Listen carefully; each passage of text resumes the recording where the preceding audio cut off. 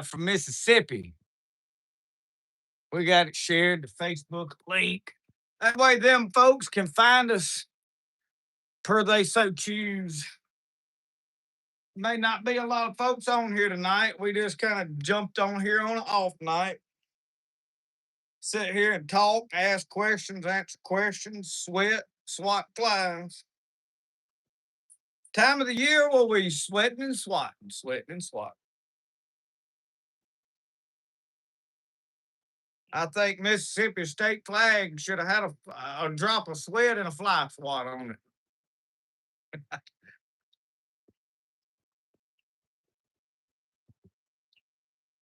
Maybe there'll be some people get on to talk to here in a little bit. Flies is gonna take my coffee from me, and it's hot enough. Yeah, I'm still drinking coffee. Me get it pulled up now, talking to y'all. I see a few people getting on.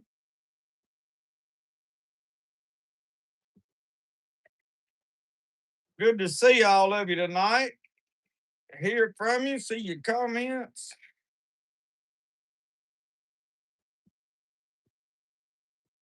I'm gonna have to have me a fly swat though. I can see that. If I could get somebody to bring me. Yes, Tommy, we have done made it home. We couldn't stay gone long. So so we took off. I guess it was Wednesday. We took off, and Wednesday afternoon, rode down to see my sister at the coast. Spent a few days her and Andrew. Um, then we rode around up down the beach, eat seafood. Went to a bookstore. We went to the book bag and it's a thrift type bookstore, really good old used bookstore.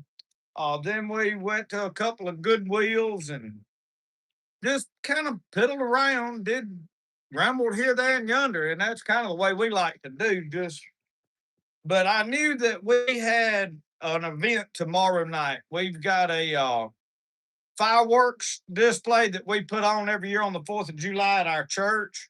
Please bring me a fly swat. Um, I can't handle. I can't.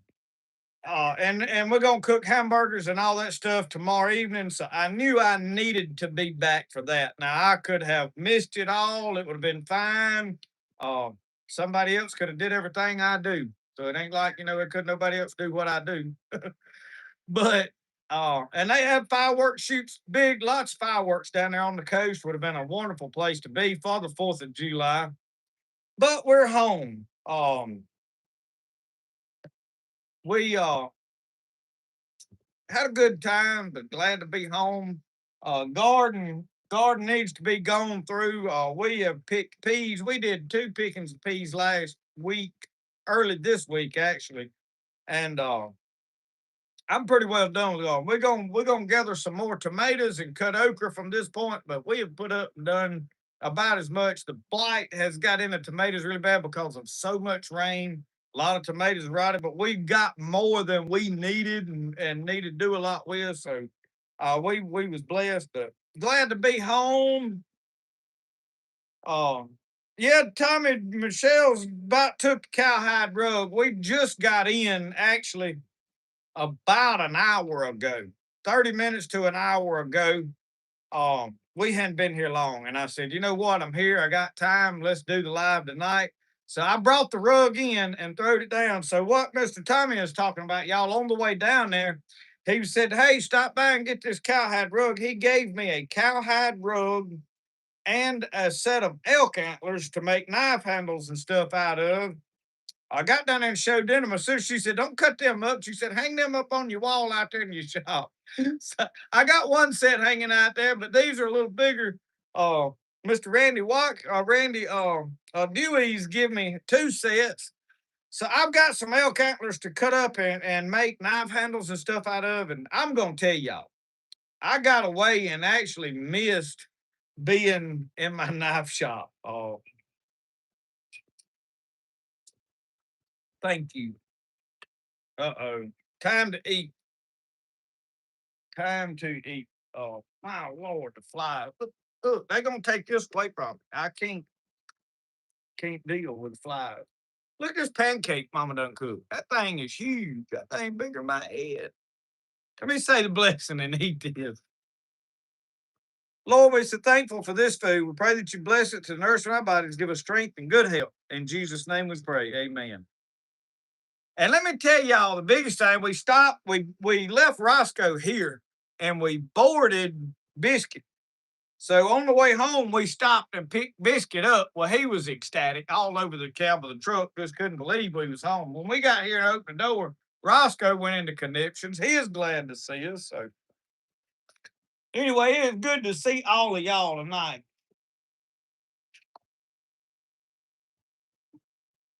Happy 4th. Good to see all of you unks here. Mike, Richard, and y'all, I tried to text David Russian. I know he won't know.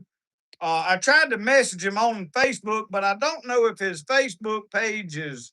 Uh, that's the dogs running around, Biscuit. David Russian's Facebook. He gave me some wood for knife handles back last middle of last summer or back sometime, and I hadn't seen him active on it anymore, so I don't know if he'll get it.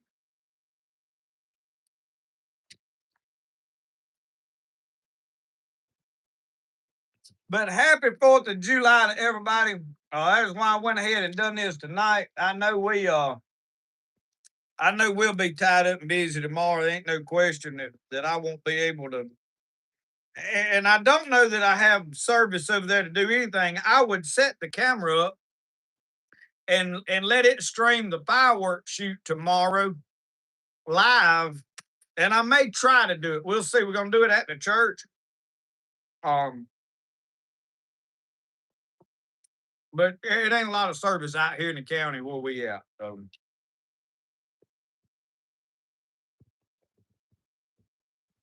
Michael Gatlin, maybe y'all will get some. We've had entirely too much rain.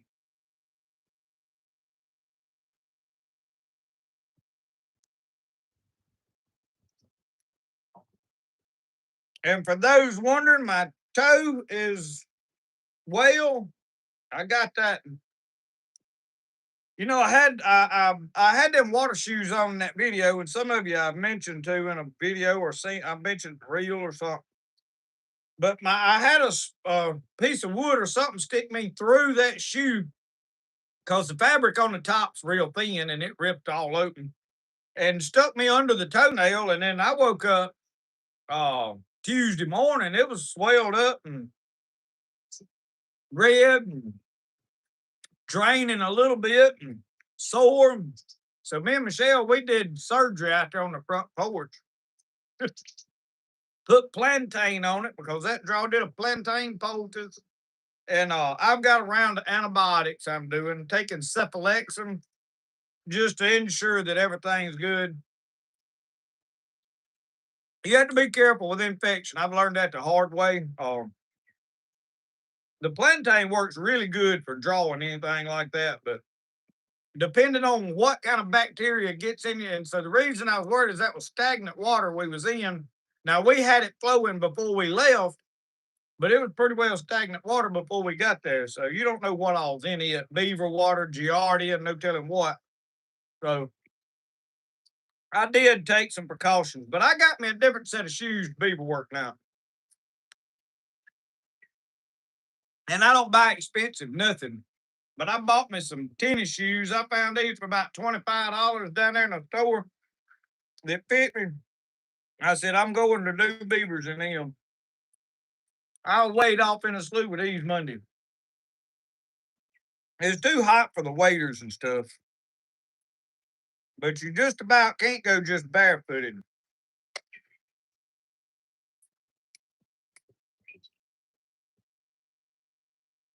Y'all reckon I can eat this whole pancake?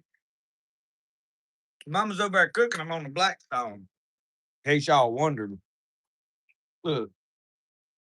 I'm about to burn up. It's hot. She got her a sack full of books. She said she was ready to go in there and drink coffee and read on her book.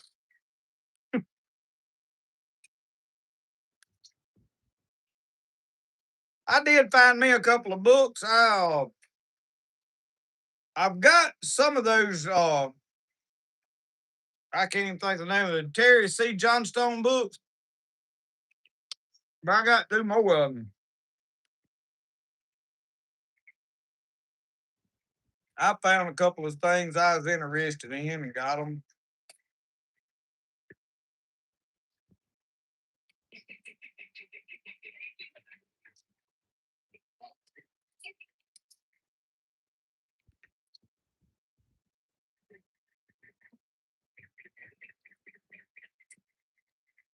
Driveway mechanic. We've got had a fan. I'm gonna be honest with you. A fan drives me nuts. But we had one out here that we used a little, but it's around on the front porch. Makes a lot of racket. You can't hear nothing. The wind blowing in the microphone is just annoying. Helps with the flies a lot. But most all of our fans have found their way down to the knife shop. I got about three of them in there. Because I spend more time there than I do back here. But yeah, I need some kind of a fan out here probably. I'm more worried about trying to get me a floor put down out here. I wish I could afford to pull me a slab back here, but I just can't. I ain't got $3,000 to put it down. Not at the moment.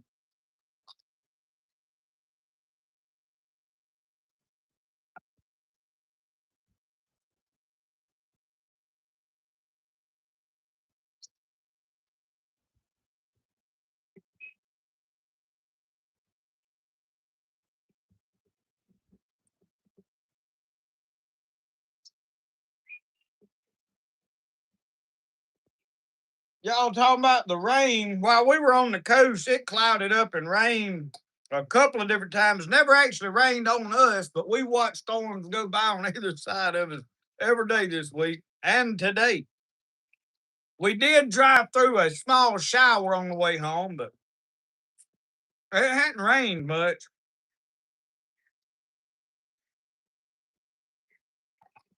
Hasn't rained a whole lot.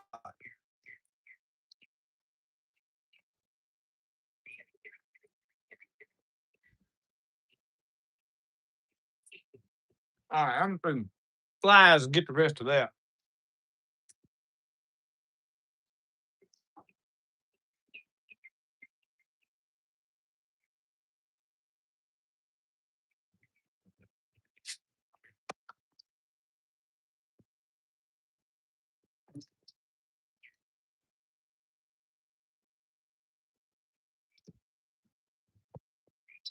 All right.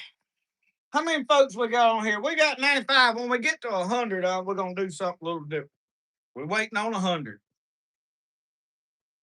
Tell you what I better do before I get in trouble. Somebody fusses at me. I better go hit the like on my own video. I get y'all will fuss at me. All right, let me put my spectacles on.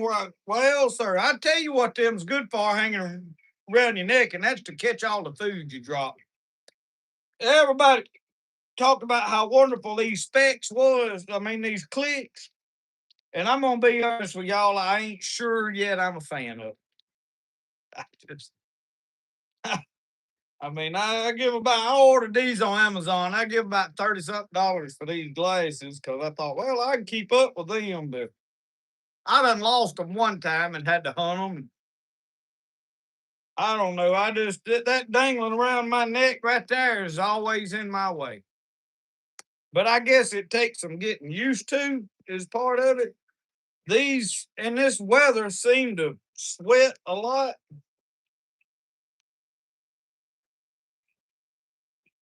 Let me get all my stuff set up while I drink my coffee. We're gonna sit out here and drink. Look at there, flies are on the. He was crawling on the fly swatter. We're gonna sit here and keep. Well, we ain't gonna get to 100. We done dropped down to 86. Nobody wanted to be here. They gone. Y'all better go get them back. I was gonna give a knife away here shortly, but they all left. They didn't want to be part of that because the fellow we give it to last week did not claim it. I said he had 7 days, but he's got till today, however many days that is. Huckleberry said his kid's been in the creek the last 5 days in a row. They got it figured out. Yeah, that's why we was in that blooming when we was working on the beaver water Monday. We was in the water most of the day. Cause it was too hot to not be in it.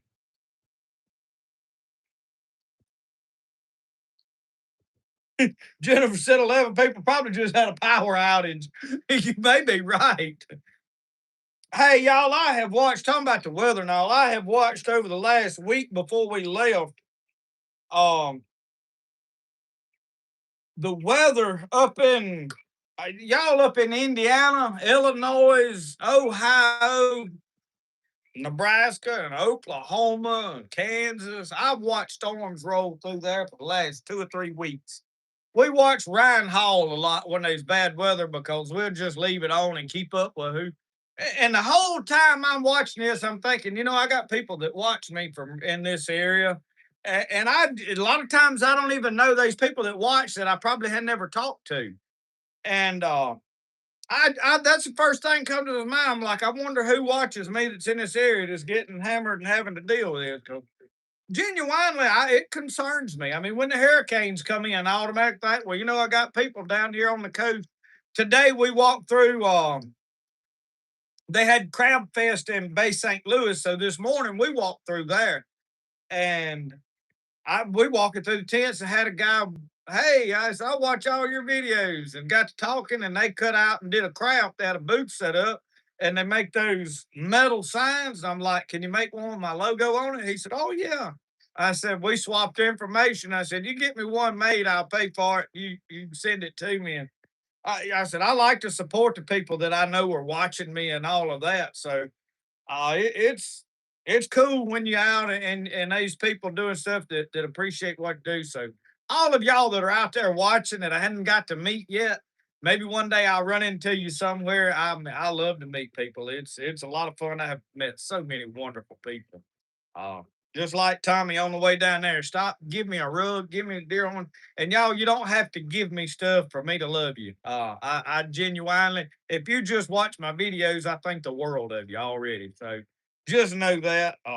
But I do appreciate all the love y'all show us and show our family. It means so much to me. It means a lot to Brody. Brody got in there, and we come in today, and there was a box sitting on the island that we brought in. I guess my mom and them had picked it up and set it in the house for us or her daddy. It was from John Culpepper. And Brady grabbed it up and he said, what is this? I said, I don't know. I said, it's a package. He said, whose is it? I said, well, you read. I'm trying to teach him to read. So we're struggling with it, but he's learning. So he struggled with it, and I went on out the door doing whatever I was doing. He come back and he said, it's got my name on it. So see what he hooked up. Mr. John Culpepper has sent Brody a hammock for camping. So he's got him a new camping hammock. We're gonna have to go try that thing out here before it's just about too blooming hot. We got 112 people, so I'm fixing to do something right now. Give me just a second, y'all. Give me just a second. Let me get Brody out here. I see him back. Give me just a second. Let me get Brody. Hey, Brody, come here. Let's get this knife away again.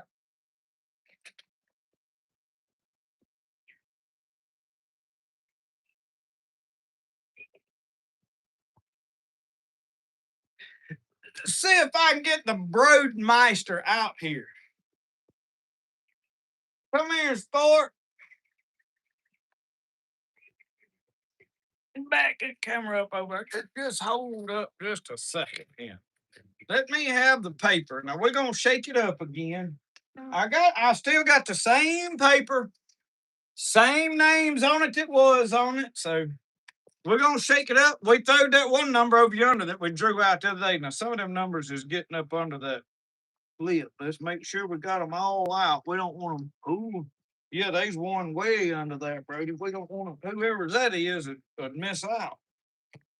Get it up here. All right, get it in there. That's one. That's one Under where? Yeah. What's it? Yeah, let's get it up there too. All right. Ah. Now they still some.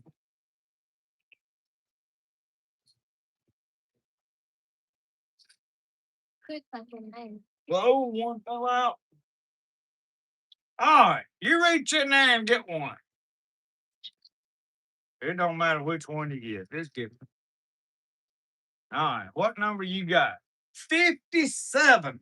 50. Hold it up there and show. Hey, it's backwards to them. They can't see anyway. Let's see who's number 57. Terry Six String Olaw. Terry Six String Olaw. Terry Six String, where you at, son? I know y'all can't see that, but somebody take a picture of it. They might can make do. We're gonna give it to somebody, and if they don't claim it in a week, I got the knife. We'll give it away again. Here's the front. We'll see. Throw that down. We done pulled that number. You trunk it out. We don't want to draw it again. I landed on Roscoe. Roscoe, what do you think, bud? Roscoe took it. Oh, Roscoe, are you glad to be here? look. Did Terry didn't happen to be on here, did he? Dan. Hadn't seen him yet. What? Look at the paper. Yeah, it's hung in a spider web. We go. Let Roscoe in where you where it's cold. Go in with Roscoe. No, go in with Brody. Go in with Brody. Go inside where it's cool and the air conditioner is. Look, I know I love you, buddy. Go in there where it's cool. It's too hot out here for you. Okay?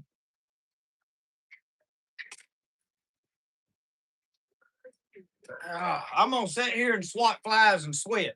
Sweating and swatting. Sweating and swatting. I'll get one in a minute. Go over and get in your chair. Yeah. Oh, Roscoe Unc, he was glad to see me when I got here. I'm talking about he was tickled pink. I can't stay gone more than about a day and a half, 2 days. I get to missing Roscoe. He gets to missing me. You know what I mean? Whew. Hot out here. Most of them flies is took to that table. I had some tomatoes out here on that table I left out here, and a couple of them rotted to mush, and the flies is really hung to that table good. I did throw all of that to the chickens that was rotted and washed the table off somewhat, but I hadn't scrubbed it with soap yet because I didn't have time. I just doused it with some water I had caught up in a bucket. But we got to get out here and do some absolute scrubbing and cleaning and redoing. I'm ready to get running water out here. Brody is the seagull whisperer, John.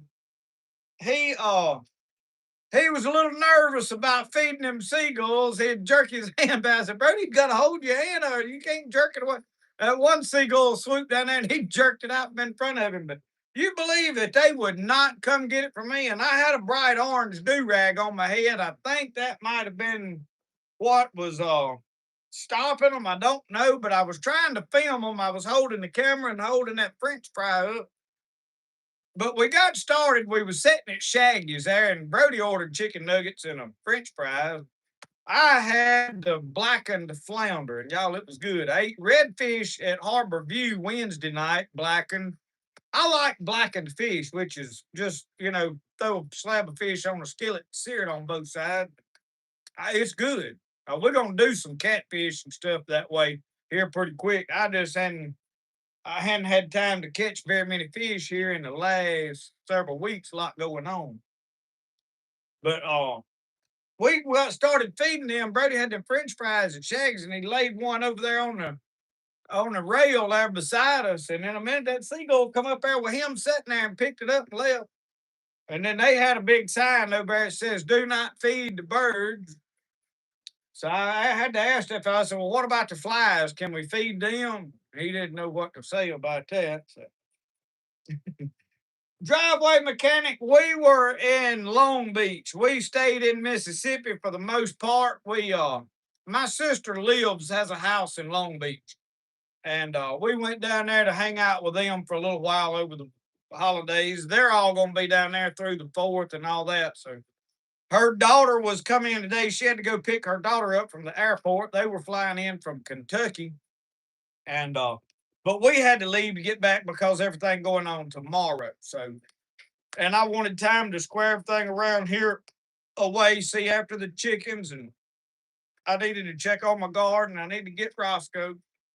We needed to come on. I can't stay gone very long. If I stay gone a week, I got to take old Roscoe with me.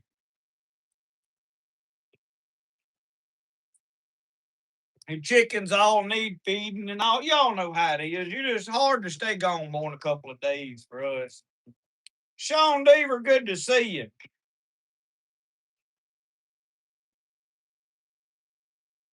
Shaggy's is good. I had the crab stuffed flounder. It's got a name, but it was blackened flounder. It had crab meat sauce on it or something. Douglas, y'all having the lights in and out? Tripod, how are you? Betty Kenny, be praying for your son. Oh Lord, his name is Jason. That cancer is a tough thing. A lot of people's had to fight that. I'm thankful that I haven't had to fight it immediately in my family, but now I have fought it with friends and neighbors. I mean, we all fighting it. We fighting it together, but tough thing. Happy 4th, Deaver.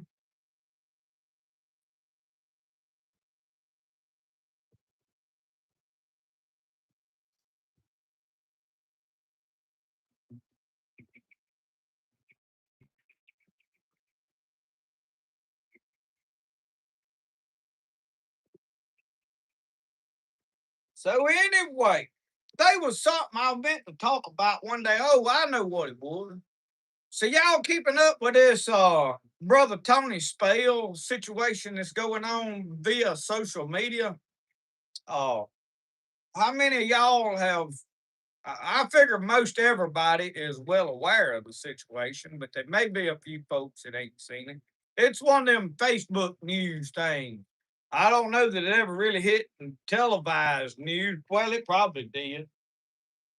I don't watch the news like that much, so I don't know if it was on it or not. We get all our news off Facebook since it's so reliable. I really don't. I don't keep up with the news much, but when you see something reposted so much and you go to ask about it, you find out uh what's going on. But anyway, for those of you that don't know, Brother Tony Spale is a pastor in Baton Rouge, I believe it is, and is affiliated with the organization that I am affiliated with. Uh, got a pretty good sized church down there. And basically, what's went on is during COVID, he refused to shut his church down, which personally I've got mixed feelings on. Uh, and I because when you're unsure of something and there's something new going on and there is people getting sick and you're not sure if it's just the flu or just a minor sickness or if it's as bad as they make it out. I mean, when you're uncertain, you got to be careful.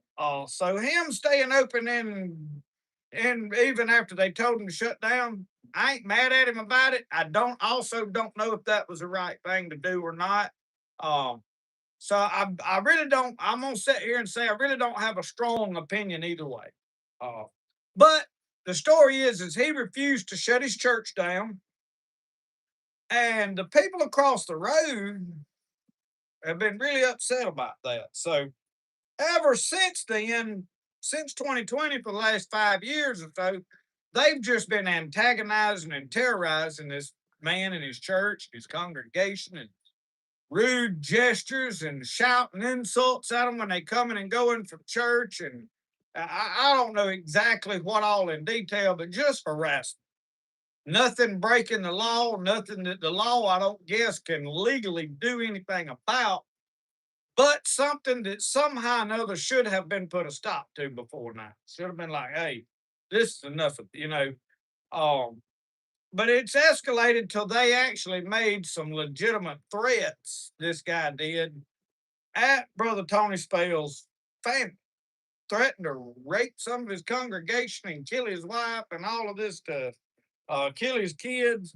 And he kind of lost it and went over there and whooped the young man pretty good. So, so I was just in light of all of that. I did put a post that I stand with Brother Tony Spell. And saying that, I don't necessarily mean that I think God approved of everything he did, that he was biblically correct. Uh, because that could be two different things. The Bible talks about turning the other cheek, and I mean, there's a lot of, and I think probably biblically you should just endure the persecution and go on. But it it's a man's job to stand up for his family and stand up for his congregation. And what I applaud the man on is he took one for the team basically, and instead of letting somebody else have to deal with it, he was not just one of these weak-minded men, but he stood up and did what was necessary to try to put an end to an ongoing situation. He had probably taken way more than I would have took, if you want to know the truth. And but this week they come out, they trying to say he used some slurs against him, and they bleeped it out to really make it sound like he cussed, but he didn't. I don't even know exactly what he said. But the news and I was trying to really make him look bad, and all they've done is immortalize the man. They have made him a legend now. Well over 90% of people are in full support of it. So I was just curious of people's opinions on it. And I realize they can be mixed opinion, and I ain't mad at nobody for having other opinions because I mean it's one of them tough situations where you like, well, this really biblically ain't correct. They really shouldn't do that. And we discussed it healthily because I'm the kind of person I can have a healthy conversation with somebody that has a different opinion. Some people can't do that. Um, but I commended the man on just being a man and standing up for what he believed in. Like, you know what? You're not going to talk about me and my family and my wife and my kids and threaten to kill people. I mean, he had all he could take of it. I think he had well turned the other cheek several times before he did something. But, you know, uh, anyway,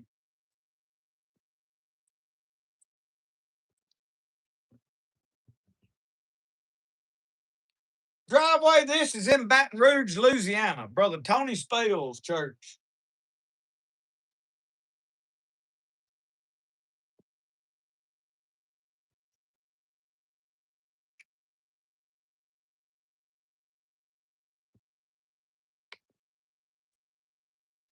It's one of them deals where, the man might have been in the wrong, but it's hard to sit there and say, I would have done the same thing. That's kind of the way I've looked at it because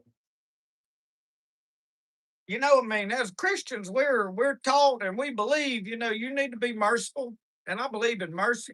I believe in forgiveness. I believe in loving your enemy. I believe in all them tough things. It's in Matthew 5, 6, and 7. Be angry and sin not. But when it's went on for years, you know,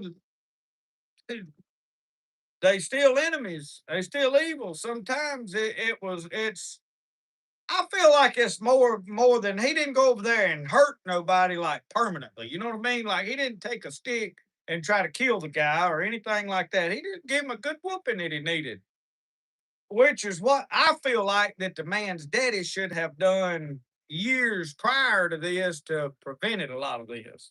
So that's kind of the way I looked at it. But I wanted to bring it up, see what y'all thought about it.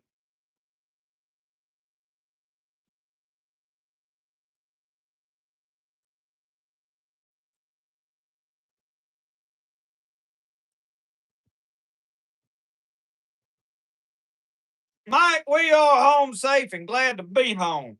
Glad to be home. JH Outdoor Living, thank you so much. I've got to go by the post office and check. That's another thing. We've been gone for 2 or 3 days, so I need to go check my post office box.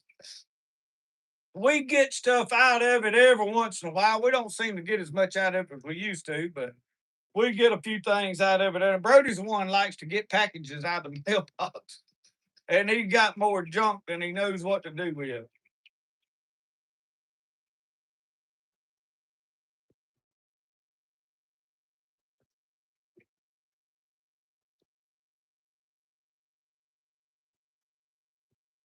Tripod, that's kind of the way I felt. It's hard to turn the other cheek when they threatening your family. They can talk about me, I can take it, but you start threatening my kids, I'm probably gonna fly hot on you. That's like that idiot the other night that got on here talking about Brody being a nuisance. I mean, he might be, but he's my youngin', and I'm not gonna listen to no bunch of junk. He's one of the deals with Brody is Brody. I correct Brody most of the time, but Brody knows when I've got a camera rolling, I limit how much I really turn around and scold him because the camera rolling. I really don't want to spend while I'm got a camera going and talking to y'all. I'm turn around screaming at him and get a belt, tear his tail up. I mean, so he knows that, and he'll push me further while I'm out here filming on live, monkeying around. And of course, he's just a kid, won't play and show out and get attention. And as long as he's not hurting nothing or tearing nothing up, as long as I can tolerate it, I leave him alone and let him be a boy. But now, when he starts distracting me and getting on my nerves, I'm like, all right, now that's about enough of it. Oh,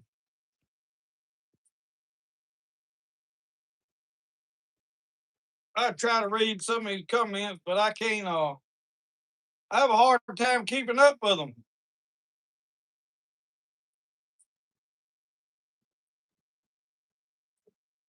Yeah, Jennifer, he is entertaining. Now he has had him a ball this week. We've been up and down the beach and rode a little bit, but now he packed a pile of toys and carried them with him up there and scattered them all over my sister's living room floor.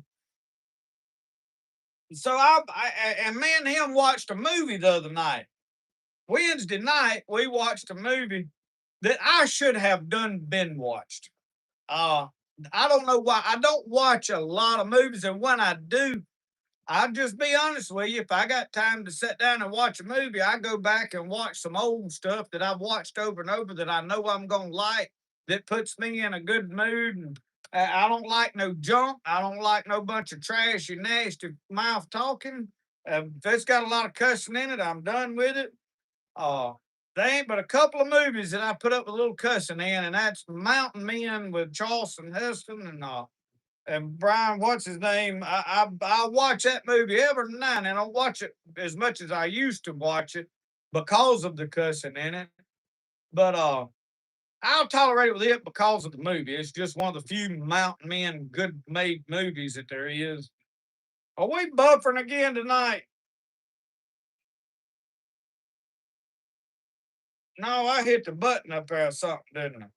I just noticed my thing. Yeah, Brody's in there soaking up air conditioning. Oh,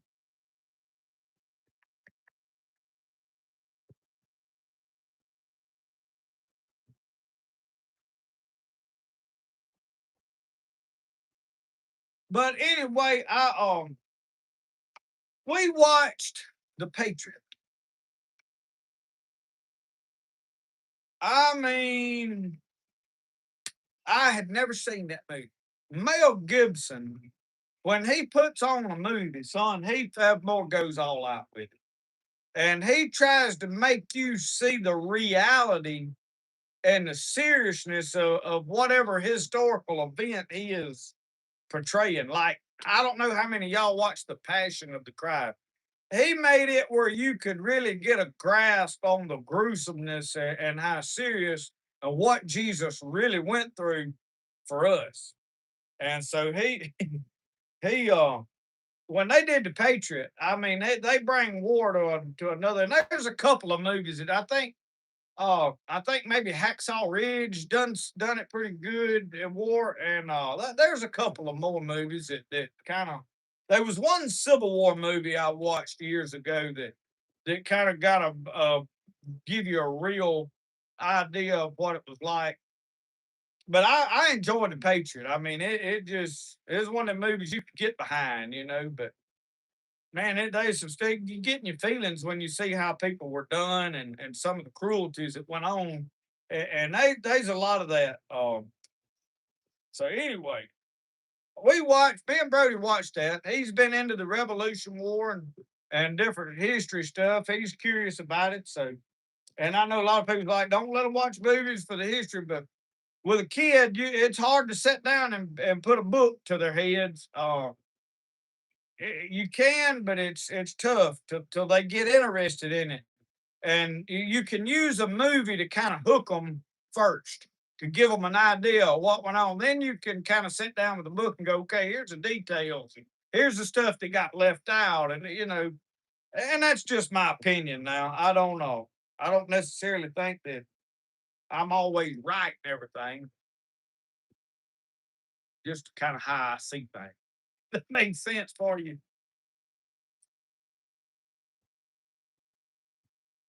It may have been the North and the South. I can't remember. I watched them. And I tell you another that me and Brody used to watch, and that's the Alamo that John Wayne was in. Now they didn't just get gruesome with it, but there at the end they give you a good idea of how serious that battle was and what went on over there. And you watch some of that stuff, and then you walk around and you look at the attitudes of some of the people that we've got out there in the world today and how they hate our own country and our own people. And no, we didn't handle everything perfectly. The Native Americans were probably the most mistreated out of anybody here. I'm sure some people will turn around and say the slaves was, but I don't think the slaves were as in big of a number. That wasn't right, but I don't think it was as widespread as it's portrayed to be. I think there was a lot of it went on, but considering the true numbers of people, there was a whole lot of people that didn't have slaves. No, they couldn't afford to have them. In other words, so I don't. uh, When you compare them together side by side, I think the Native American deal and how they were treated and pushed back over a broad span, I think that was uh, a bigger event. In other words, and the things that were done, some of them were pretty sorry. I mean, I read "Bury My Heart at Wounded Knee" gives you an idea of the things that went on. So we've not handled everything right, but you look at what men paid and what all did go on for this country to be what it is today, to get where we at. And talking about slavery, we're one of the only nations that had slaves that allowed slavery and then was like, you know what, this is wrong. We're not going to do this and corrected it. Now I realize there was a war fought and all of that, but still, we as a nation, we said, you know what, this ain't right. We're going to fix it. We're going to change this. We don't want to do this, and we got it right. And it don't change what happened before that, but it did change what happened for all these people that are alive today.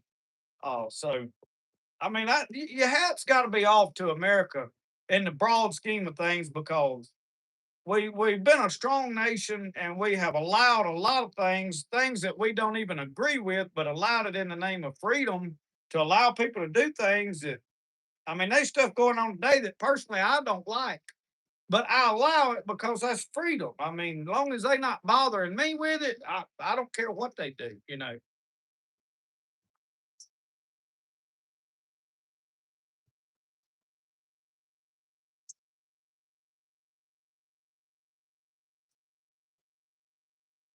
Scott, Cheryl, thank y'all so much. Thank you for watching.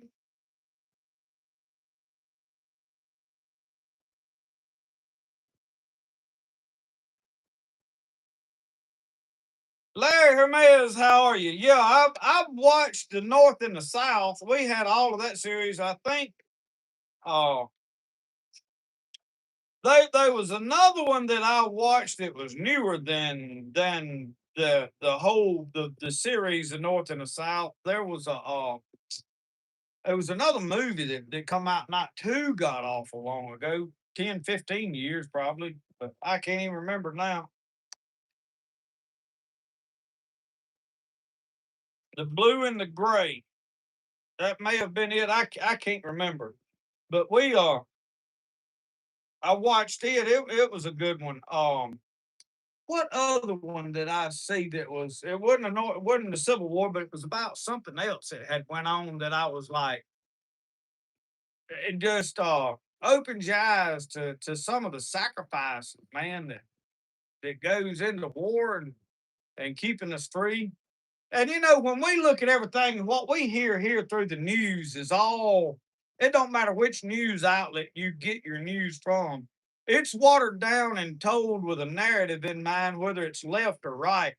And it's hard to really know what is going on. And then it makes it hard to have an honest opinion on what needs to happen. And I told somebody, we was talking about it this week. I said, you know, I just stay out of politics because I mean, it's like the price of gas right now. It's hard to sit here and say, well, is it worth paying right now to fix something that's going on? Is there stuff going on behind the scenes that we don't know about that needs to be handled? You know, or should you know, is this just, you know, another fuel war? Or is it because I mean, for years we fought over gas and oil you know, it's hard for me as a person just sitting here using a tractor and a vehicles to get where I'm going. I mean, we have to have fuel and oil to run this country the way it's being run now. And it's hard to have an opinion on, well, should we be doing this or not? I mean, I don't know. I mean, that's just the truth.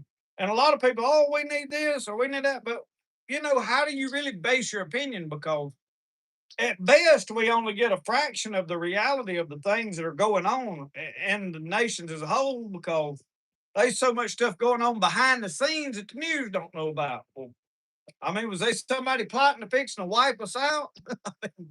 We know they've tried in the past, so I don't know. I did watch Gettysburg. Now I do remember watching Gettysburg, and that was I think that was a pretty good movie.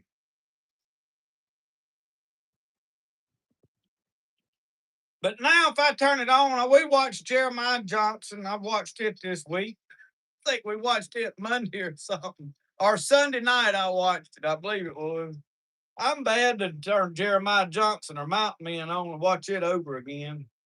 I'm gonna be honest with y'all. I like Dances with Wolves. That was a good movie, in my opinion. I like the old historical stuff, but I am at some point this week we're going. I've got to get the knife shop. Monday, I am probably going back to the Beavers. I've got to probably gonna go Monday evening. I'm gonna probably stop by and try to get enough tannerite to blow that dam out, where we can just go down there, wait out there, blow the dam out, sit there and shoot beavers for a little while.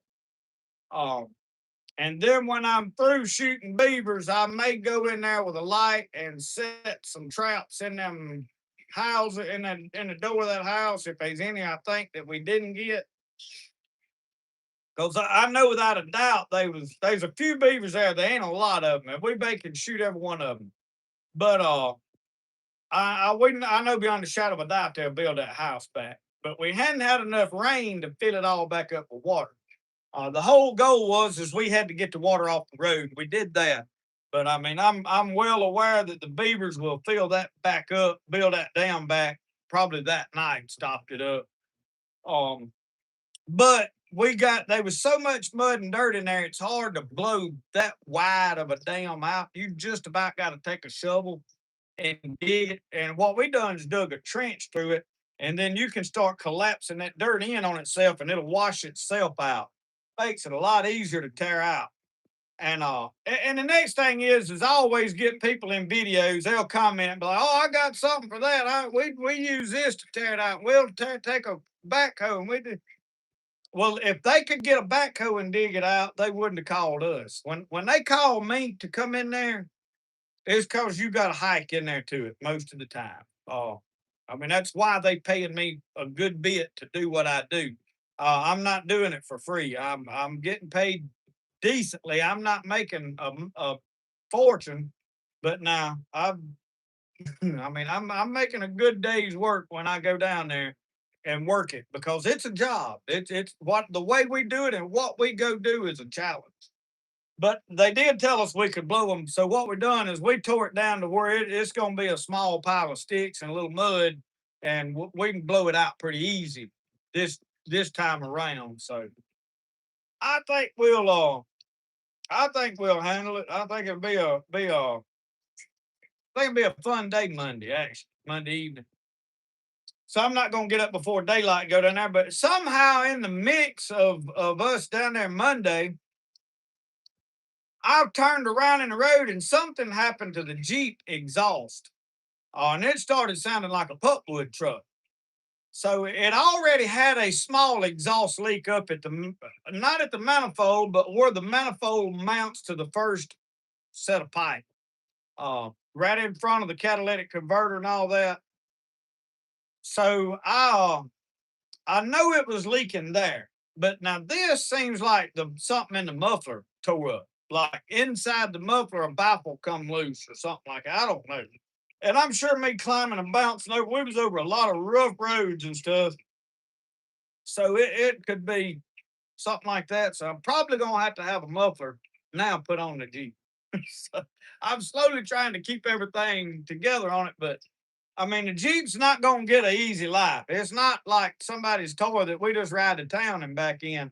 I bought this Jeep because I needed something I could drive to Quitman, Mississippi, and then drive it down in the middle of log roads to where these boys stop with their ATVs and turn around and be like, as far as we can go. Because if the trees is far enough apart, I'm going. The less walking I got to do, the better. So I'm enjoying that. But once I get the beaver trapping out Monday, I got a bunch of I'm itching to get back in my knife shop and get back to making knives. But I want to get my TP moved. I want to get it down here where I can do some filming. That little pond back there, I'm gonna clean up around that pond. Probably do some weed eating around it, clean it up. It's a bait pond, but it's a good place to go down there and film videos, and that's what I want to do. I want to film some campfire cooking and good stuff, and we're gonna get back. We got to shoot the muzzle loaders and get all of that stuff going. I've got a muzzle loader I believe will shoot. I went to shoot it last year and I just never fired. Miss uh, Thomas give it to me, and it. I went to hunt with it, and when I went to shoot it, I popped a bunch of caps through it, and it never fired. So I don't know if maybe I had left too much lube in the barrel and it wet the powder when I pushed it down. I don't know what happened. Um, Mike, I don't know if the muzzle loader is fast enough to set the tannerite off. It would be cool to do it, and I'll be honest with you. I thought about building a black powder charge to blow the dam with, because I can make the black powder. Uh, but you about got to light a fuse. Well, how fast can you wade water to get away from that fuse before it gets wet? And, it's in a dam that's running water. The tannerite's probably the way to go, just for the being able to set it off. I would say.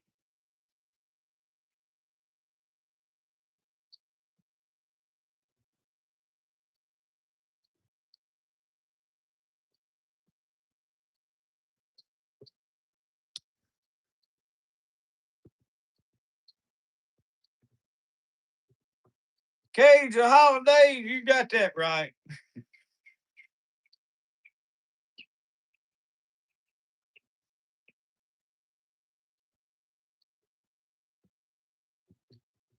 John Mobley asked, how good is it on gas? Since I went in and changed the oxygen sensor, I put jets, I put new injectors in it right after I got it. So here about a couple of weeks ago, I went in and put new plugs, plug wires, uh, oxygen sensor, something else I changed. It is doing a whole lot better on gas. It drinks. I can go to Quitman, Mississippi, and back just about on a tank of gas. Before it took me a half a tank of gas just to get to Meridian. So by the time I got to Quitman, I was almost on empty. It doubled my fuel mileage. So But now that I ain't gonna sit here and say it's getting good gas mileage. I haven't actually calculated it to see how many miles per gallon it's getting, but it is tremendously better. So if you've got an old Jeep that's not getting good gas mileage, $20 oxygen sensor there in that exhaust pipe, change it out, and you'll be better off.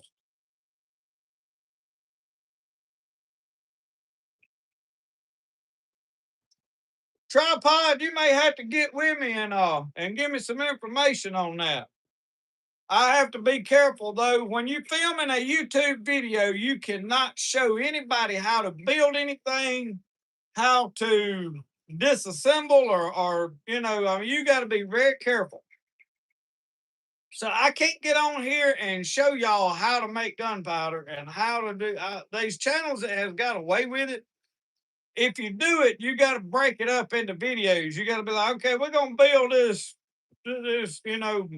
pyro charge, or you got to call it something off the wall.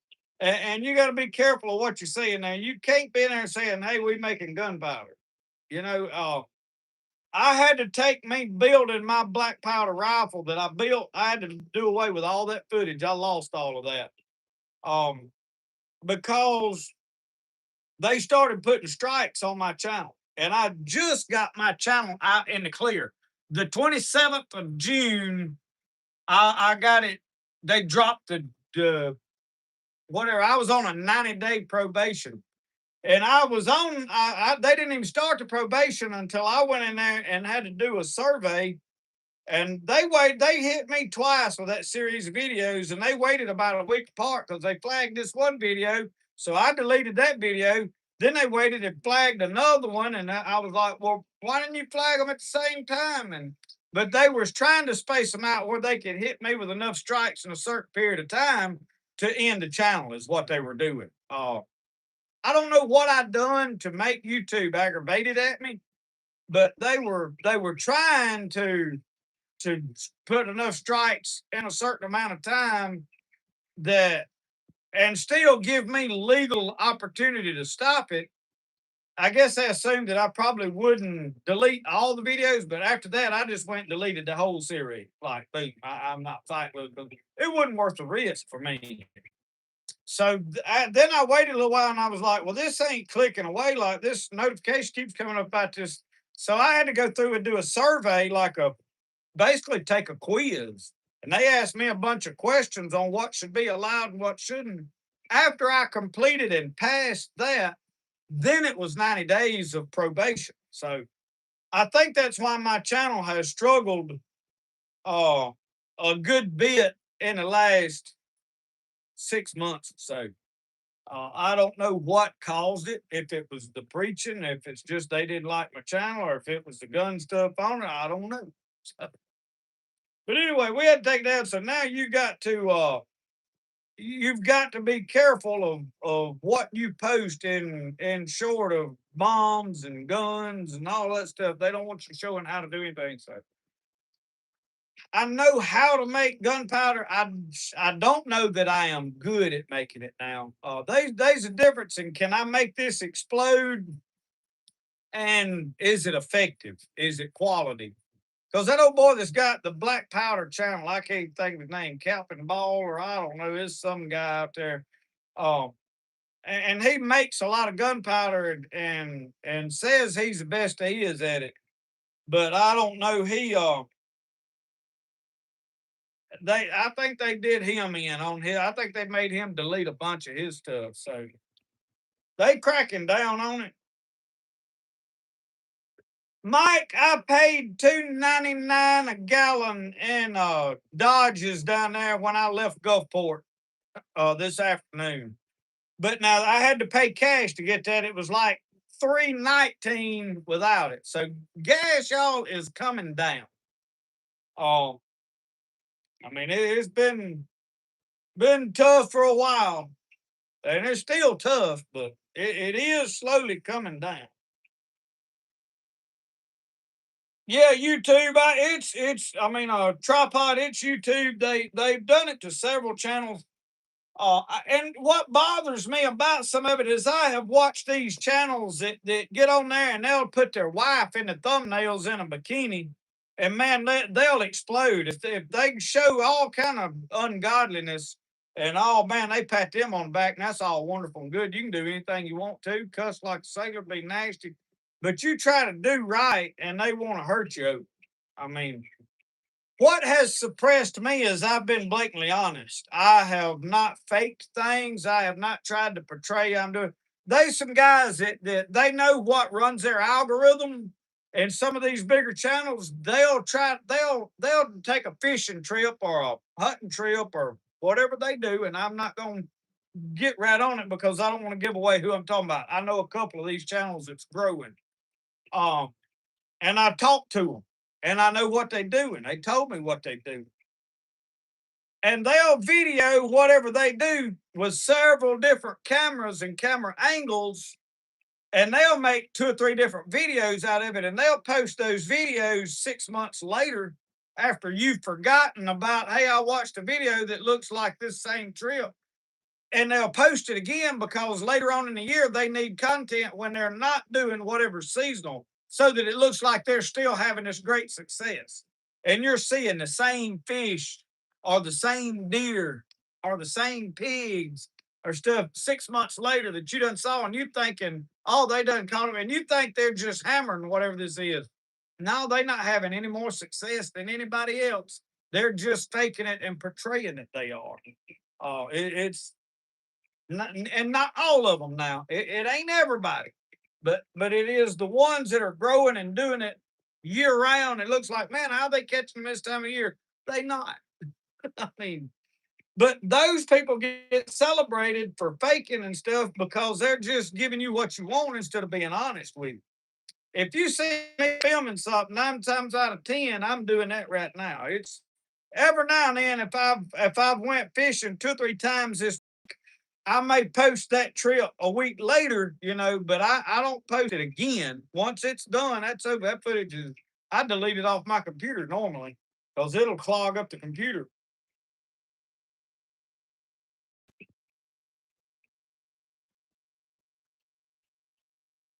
David Russian, I was worried you wouldn't gonna be here. I did send you a message on Facebook, trying to let you know. I didn't. I said, well, we're gonna miss David tonight because we done pulled a fast one on him. But I'm glad you made it.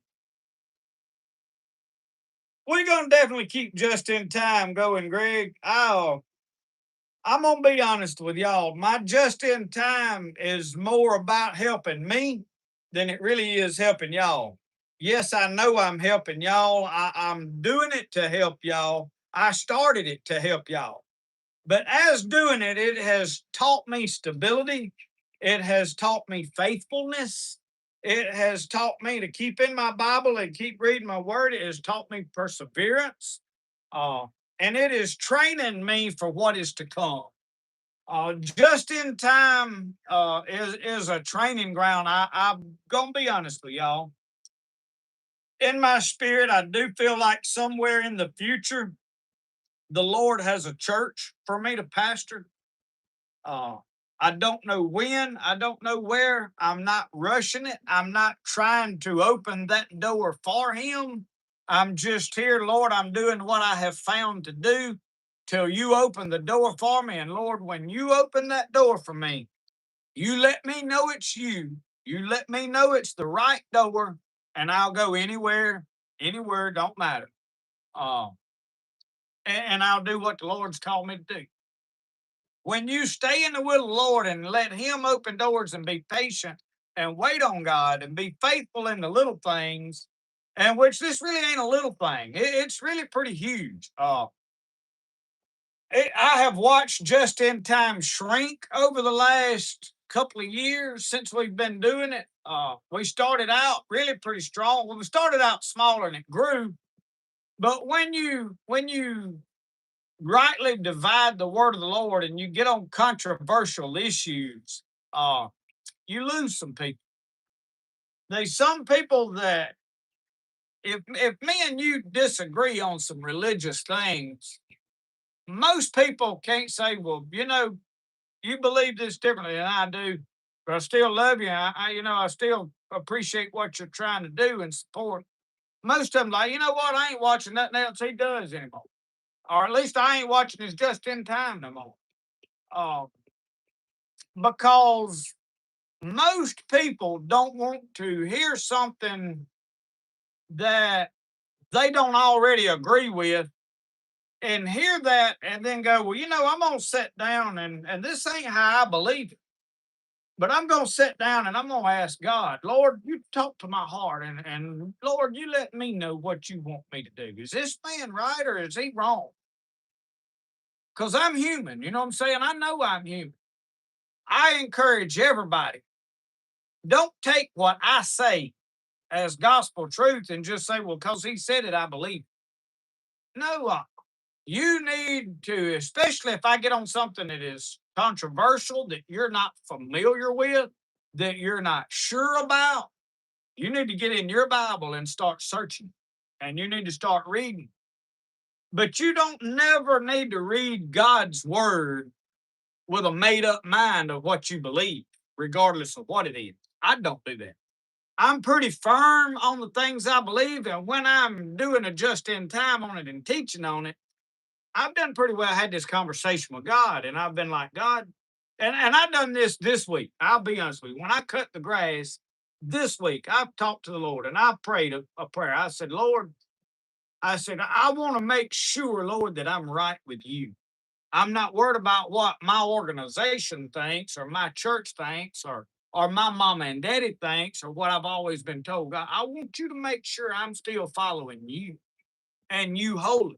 I said, God, I don't mind doing some extra. I'd rather do too much. So I'm not looking for, let's not have to make it so hard on everybody. I'm not looking for an easier road. I'm not looking to do less. God, I want to make sure I'm right with you and I want to have enough wisdom that as I teach things, Lord, that I'm teaching it right, like you want it taught. And Lord, if I'm wrong, God, you change me.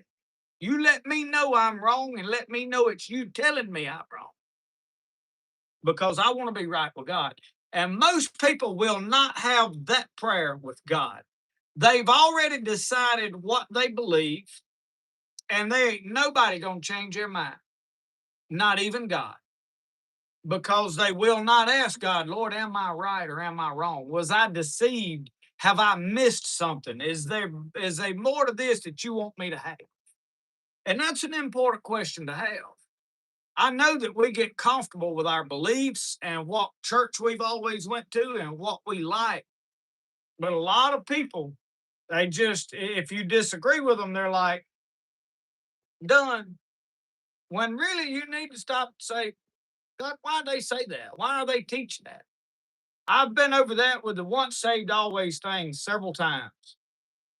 Uh, and really, that ain't even a huge issue. If you're trying to live for God, I mean, why would it even matter if you could lose your salvation or not? I'm not trying to lose it. I don't want to walk the line close enough that I could lose it. So, I mean, I don't care if you could lose it or not. Personally, I'm still trying to get closer to God. Not say, well, try to do less and say, well, I'm gonna be okay no matter how little I do. So it really shouldn't even matter and be a big issue, but it is a huge topic to a lot of people. Um, it's things like that. You gotta first off, you gotta ask, what is my motivation for believing what I believe? Why do I believe this and believe this strong? So I mean, is it benefiting me or is it comfortable or is it just because it feels good or I don't know.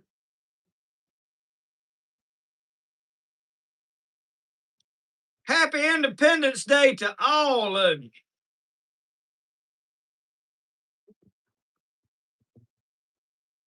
Yeah, David Onks here. He had to go. He done probably had to go put his bird to sleep.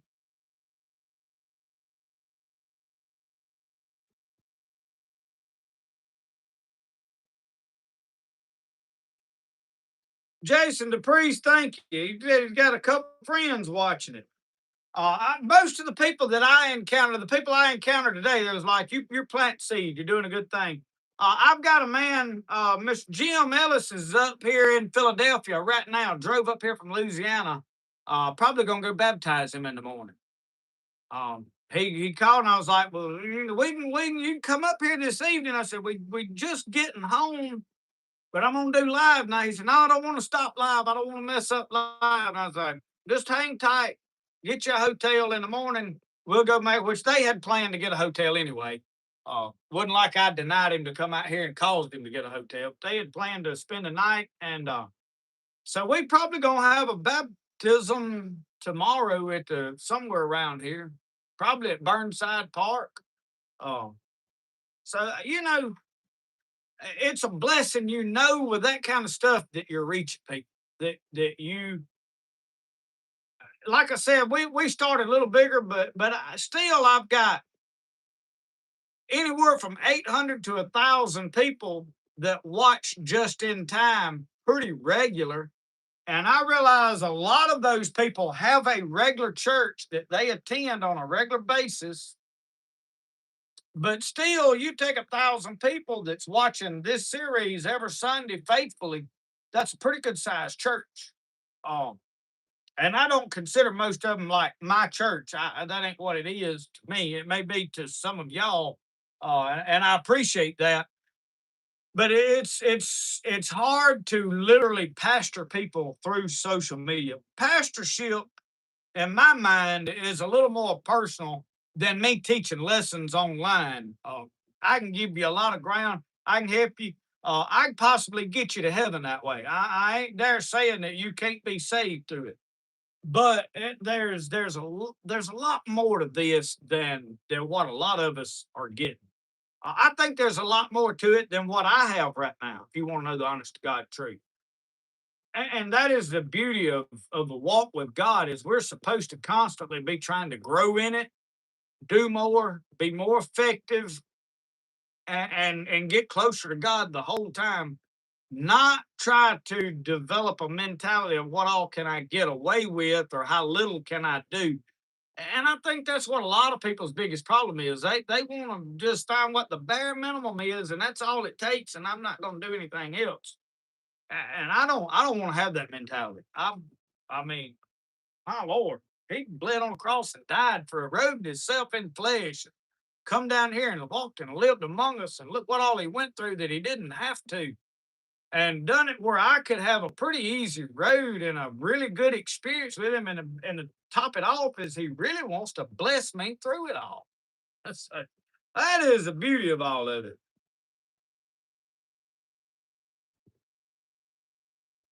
Fancy Chicken said to tell everybody to put the thumbs up button on there. Y'all go hit that like button. How many likes have been hit? 96. 96 likes. You can do that on that TV screen. You just got to go up and then go over to the side. And it's about right there somewhere, I think.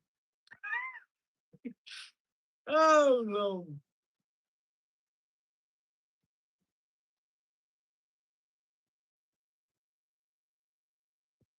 Have you looked for barrels for the sows here?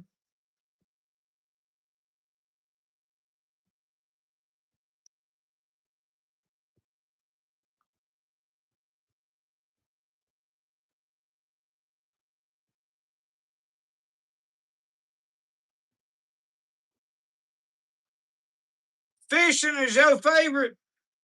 I love to fish now. And I'm about ready to go back fishing. I'm gonna tell y'all, it's hard for me to be down on the coast and see all them boats and go eat at the marina and all them boats is sitting there and sit there and think about the fact that I ain't fishing in none of them. We had fully planned to pull my boat down there. But when we realized, hey, we got to be back, or I didn't have to be back. My pastor called me and told me, hey, y'all don't have to come home. We'll handle it. I didn't have to come back.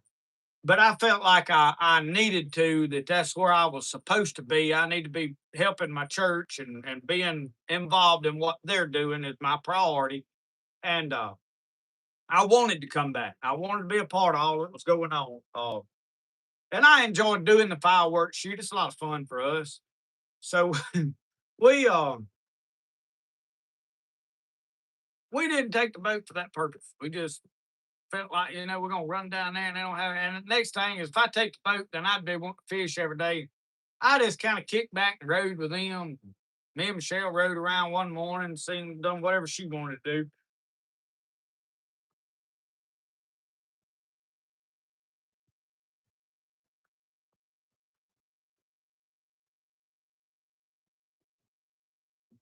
Green Mountain makes drop-in barrels. We gonna have to find out.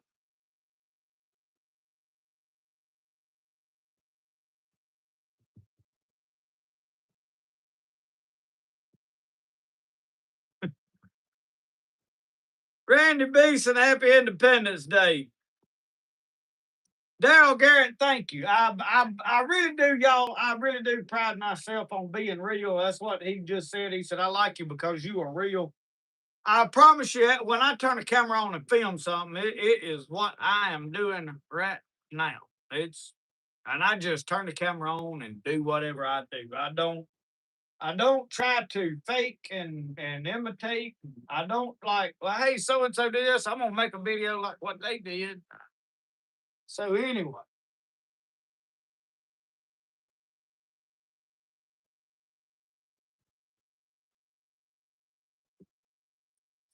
it ain't about spending that much money on the gun. It's about spending that much on a hobby and a project. Oh, but you got to be careful what YouTube will let you put together is the next thing down. So,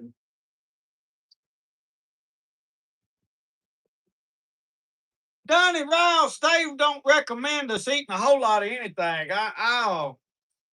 I struggle though with the fact that if a fish is still alive in the water swimming, then whatever I eat off that fish is gonna harm me. I think if it's bad enough, it'd kill the fish. Now I could be wrong, but that's just kind of how I see it. Anyway,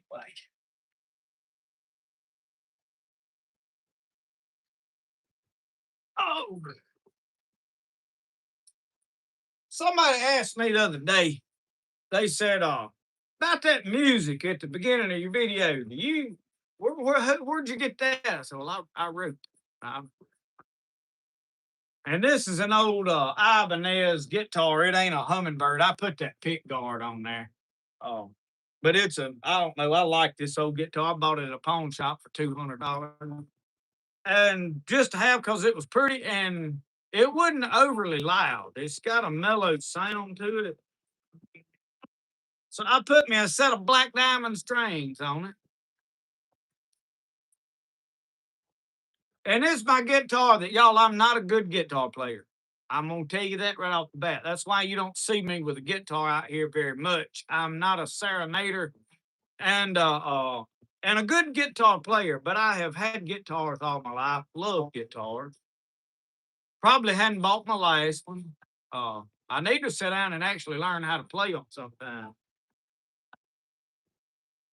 But anyway, somebody asked me about that theme song.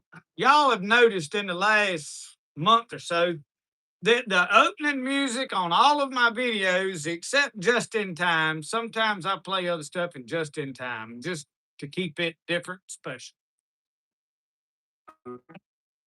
But I wrote a theme song, and I probably can't even remember the words to my own song.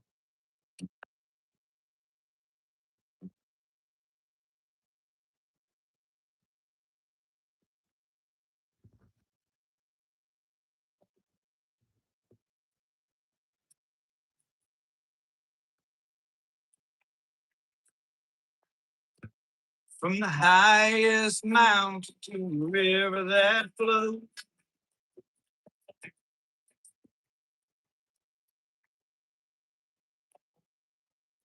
with the sun shining down on every plant that grows.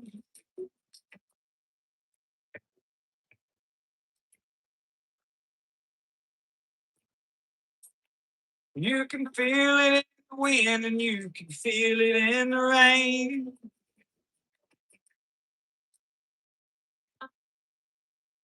You'll find it in success and you'll find it in pain.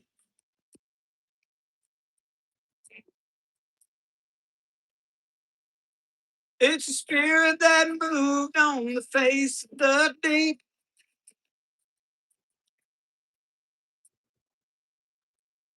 And it's still moving down deep inside of me.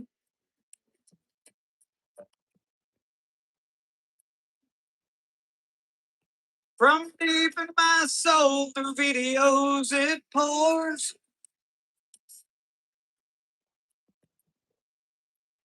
We call it the spirit of the outdoors. That's my take on my theme song. And I need to do a lot of practicing on it because I haven't really gotten the music down just the way I want it. And I hadn't got the melody and the timing all just right. That's kind of a rough deal of a song I wrote, my theme song. So now y'all can all give it a good laugh.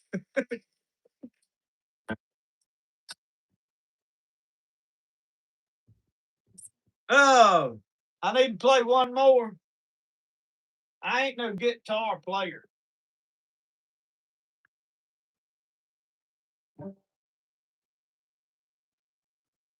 Larry, you been in there with your guitar? I was standing by my window on a cold and cloudy day when I saw this hearse come rolling for to carry my mother away. Will the circle be unbroken by and by, Lord, by and by? There's a better home awaiting in the sky, Lord, in the sky. Well, I follow close behind her, try to hold up and be brave, but I could not hide my sorrow when they laid her in her grave. Will the circle be unbroken by and by, Lord, by and by? There's a better home awaiting in the sky, Lord, in the sky. Went back home, Lord. My home was lonesome. Miss my mother, she was gone. All my brothers, sisters crying. What a home, so sad and alone. Will the circle be unbroken by and by, Lord, by and by? There's a better home awaiting in the sky, Lord, in the sky. All right, I'm gonna give it a rest. That's about all I know. That's all I'm gonna do anyway.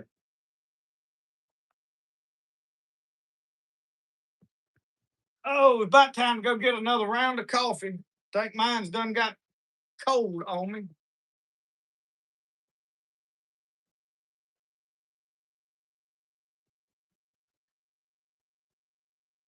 Yeah, G-Man said about the dogs in the house. Yeah, Roscoe doesn't cut out. He said he's over there with a pillow over his head.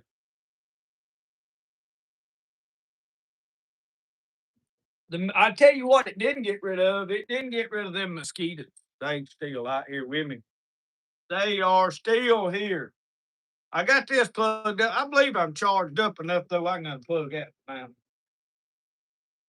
Oh, me.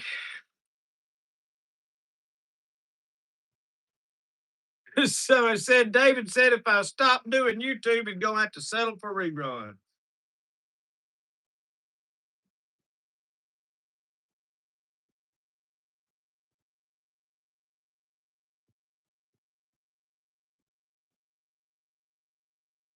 Larry, they done started shooting. They didn't know which day was the 4th of July, so they just decided they'd celebrate the 3rd, 4th, and the 5th. Or they just celebrating the 3rd and the 4th with the 5th. Oh, I tried to make it funny.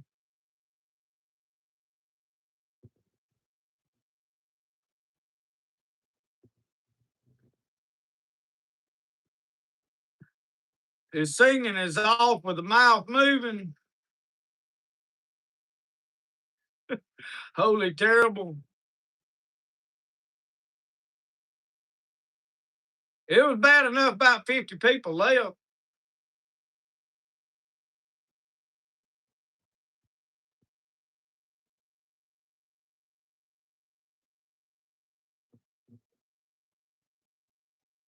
They got 4 truckloads of firecrackers.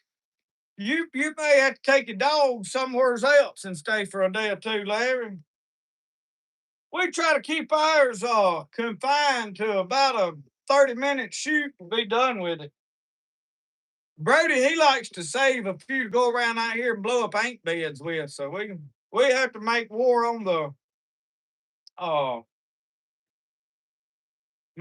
on the ants out here at times. Is there flying carp in Mississippi lakes and rivers? Uh, they're in some of the rivers. They're not in Tom Bigby, as far as I know. They could be, but I've not experienced them. They are in like the Yazoo and those that run into the Mississippi River. They have went up them. Um, I don't even know how they got over there. I'm sure somebody can give you a rundown on how they got there. Got an idea, but um, I know we was at Sunflower or Yazoo. I don't remember what river we was in, but we was gonna go frog. I think we was in the Sunflower. And it was my first experience with these carp. We were gonna grab frogs, and we seen this drainage ditch, and it was kind of a, I don't know, it was wider from here that teepee back there, and it went into a point, and there was a culvert up there, water, and there was some frogs up there on the bank, and we started easing up in there in that boat with the light shining, and we got about 20 yards from the end of it. It was starting to get narrow, and all of a sudden, in front of us, the water just exploded. When them things started jumping, what we done is we eased up in there and heaved them all up in together. And then when they went to jumping, there was about 2 of them come in the boat with us. Hey, they was that long, scared me to death. I like to have left the boat with them. I mean, they like to have inherited that boat right there. If I would have thought I could have walked on the water, I would have left it. But I didn't think that I could, and I stayed with it. And I had one flopping in my lap, one flopping by my feet, and one flopping up there in front of me. And I had a death grip on the sides of that boat like this because in my eyes, I couldn't see them, but I'm sure they was that big around because that was my first experience. Yeah. When we got all of it settled down, I looked at that thing, and my buddy behind me, he had experienced it before. He was driving. I was drinking, I mean, sitting up toward the front. And that was my first. He was dying like, I mean, yeah. But now we don't have them in the Pearl, and we don't have them on Tom Bigby. None of the lakes that I fish have I seen any in. Now, for me to sit here and say they ain't in there, I can't say that. But I've not seen them. Now we do have a grass carp that's in a lot of our stuff. We call it a sucker fish, a mouth turned down, but not the Asian flying carp. Yeah, Dave, I've seen them knock people's teeth out and everything else. So they are in the southern part of the Pearl River. The problem is there's several dams that are like Lowhead Dam that is just a spillway type, the just a concrete wall. I think they call it a sunken dam. In other words, the water is just a wall across, the water runs over. Um,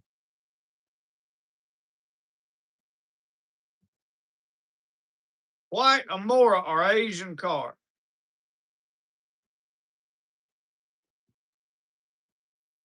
George Hamilton said, "Hey, what's up? Can you say hi to wee Calvin for me? Calvin, how are you tonight? Good to see you, buddy." Late to the party, Brandon Davis, but you are here. You are here.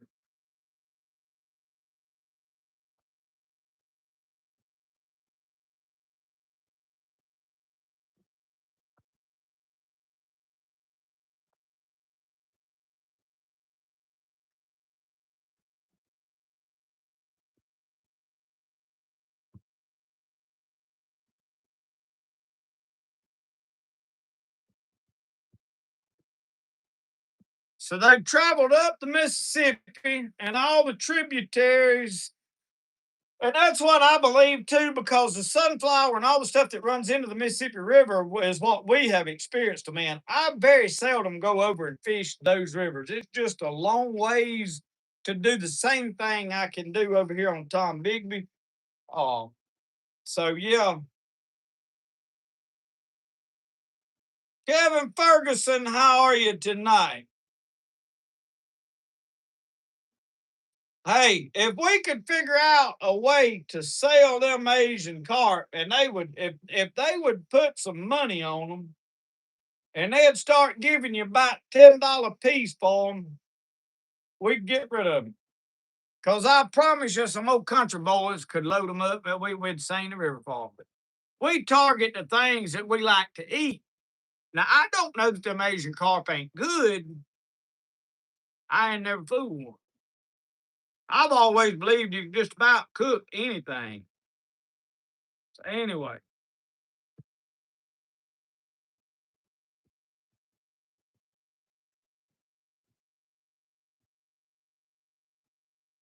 Brandon, I ran into your brother the other day down there on I do believe that's your brother. Down there on the lake. I may be wrong, but anyway, I was down there fishing. He showed up on a pontoon boat. Lake Du Bois has them. I don't know where Lake Du Bois is. That's got to be over in Louisiana. I think God's country does all of their stuff. I think they over in northeast Louisiana, up in around Shreveport, not somewhere up that way. Monroe up in that area.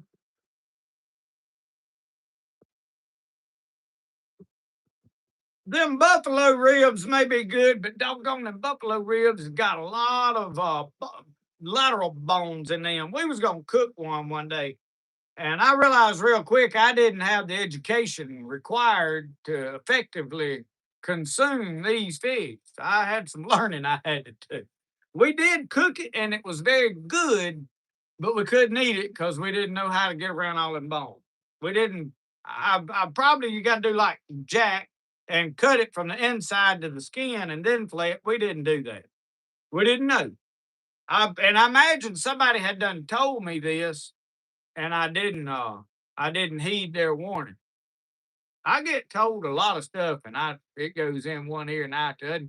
And it really ain't that I blatantly disregard it. It's it wasn't important to me at the moment, and then when it should have been important to me, I had forgot. It wasn't like I just made my mind up I didn't want to listen to them, but at the moment I was being told about the buffalo, I was like, well, I don't ever keep one. I don't eat them. I don't, okay, you're probably right. And when it got time to decide, hey, I'm going to cook this, I forgot all that. Near Kentucky, I don't know about. I don't know where. I'll have to get a map out. Y'all going to catch some in the morning? I'm wanting to go. I got too much going on tomorrow. I got to go acquire firecrackers and get everything set up for a firecracker shoot. Then I got a baptism, I think. Uh, deliver a knife. I got a couple of knives. I got two knives that's finished down there. I've got to get to people. So we give this Bowie knife away again out here. We'll have to see if people are.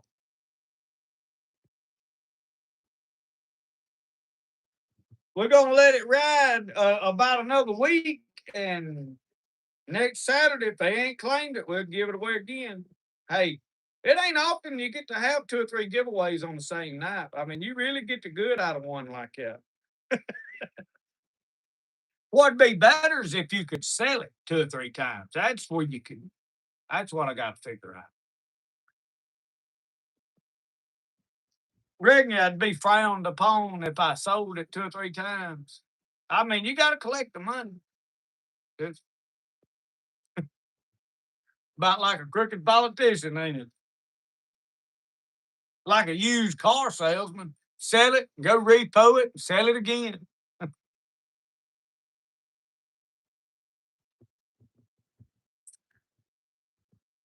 Oh boy, Jerry Clower said he sold a mule to his neighbor down the road for $10. Said about 6 months later, said bought it back for about $12. Said then 6 months later, sold it back to this fella for about $14. Said said that rocked on there for a couple of years. They sold that mule back and forth. So one day he said, man, said, I'd like to buy that mule back. He's can't.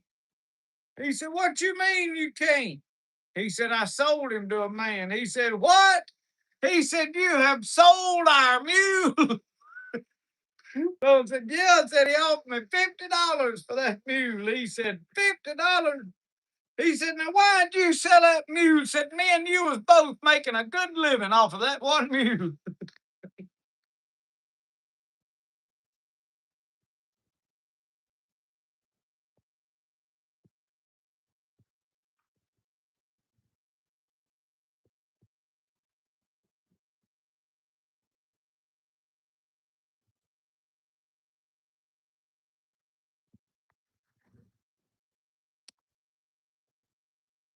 Randy Beeson, you watch that old boy. He one of them that puts his wife on there in a bikini to get more views. I just can't hardly watch somebody that does that. I wouldn't buy one of his baits because of that. Brandon, you gonna get hey, I know where you can get some of them good firecrackers. I mean, them real good silver ones, but yay long. I believe they'd probably do the trick. Oh, I don't know. You'd have to be able to run like Claude. Oh, Claude Ledbetter could run pretty good. Eric Champagne.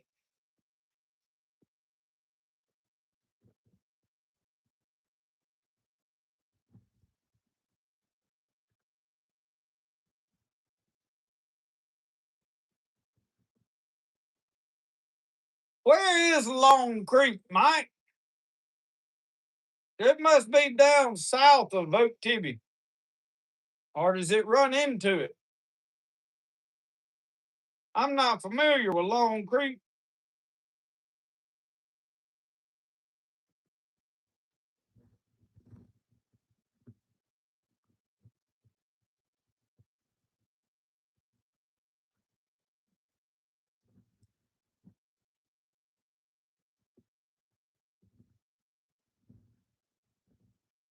Dave, all night, you're exactly right. When they do that, I'm done with them. I don't agree with it. And I don't support it in any kind of fashion.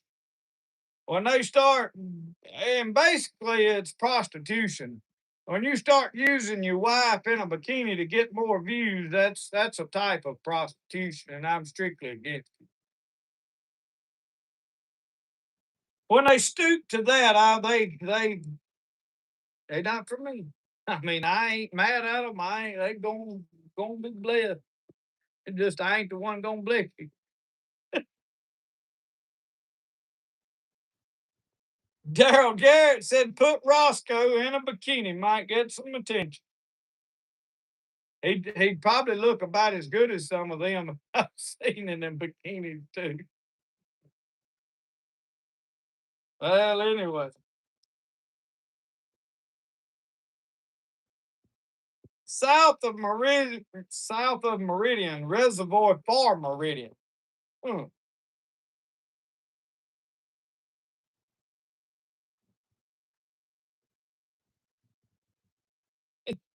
David said, "Can I dress up my chicken in a swimsuit, let her swim the river for some views?" Yeah. You watch they some of them they if they keep a woman in the boat with them, they'll have a way bigger channel than any of us old boys that's actually trying to get out here and just enjoy the outdoors. We pretty well ain't got a prayer after that. I've watched some of the ones that I followed that I thought was Christians that talked Jesus pretty good has started easing into that, and I'm kind of keeping an eye on them. I'm like, oh boy, I wanted to call them and be like, man, please don't do this, but it ain't my business. I'm just watching. If they ever go that route, I'm gonna have to buy out. I don't, and I ain't gonna call no names on here because I don't want to be criticizing them. I don't know. I can't go along with it.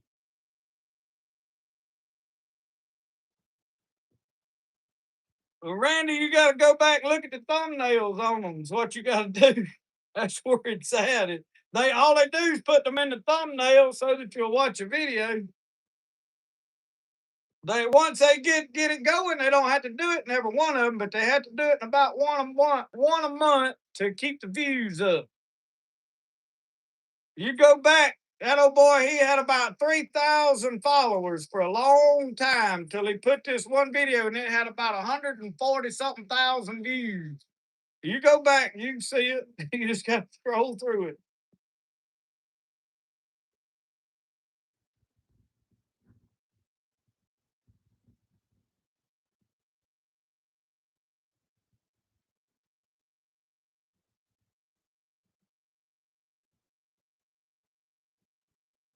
Sharon Davis, I hope y'all have a blessed 4th too. We're gonna try to have a good old time tomorrow and be safe. We're gonna hang out with the church folks and have a fireworks shoot, grill some hamburgers and celebrate our independence.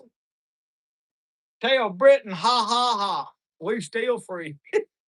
May not be free long, but we free right now, so to speak. Is what we call free. It ain't what I call freedom, but we freer than most other people, I guess you'd say. I don't think we can holler taxation without representation anymore. We we we pretty well overtaxed.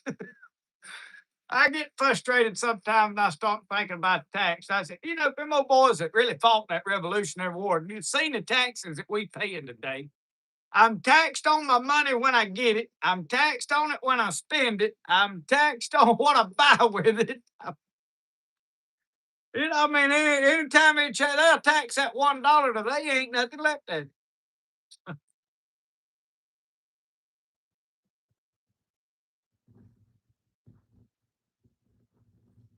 Betty Kenny, you ain't wrong.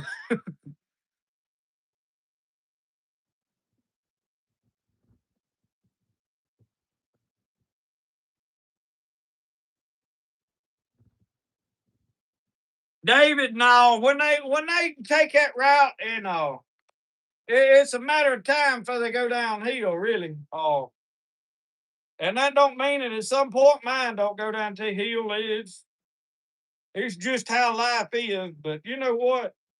I'd rather be a little channel and be honest and clean and straightforward and be real.